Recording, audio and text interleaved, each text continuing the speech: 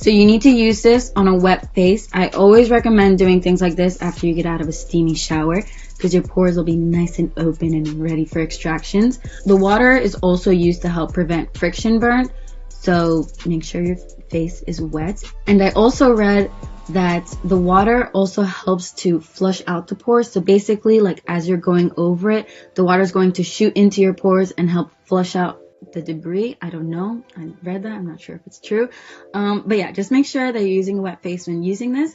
And then you want to hold it at a 45-degree angle. And I've tried this a few times since making the video. The slower you use it when you're trying to do extractions, the better it works.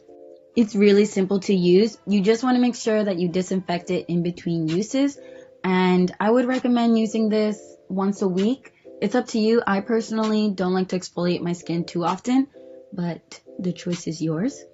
And after you're done, you want to make sure that you use a toner to close up your pores afterwards, just to keep them nice and clean. And I know pores don't technically open and close, but you know what I mean. Just make sure that you use a toner afterwards. So this is my boyfriend's nose. He was very nice and let me use him on camera. But I figured while I show you anything out of my pores, so don't bother buying that one.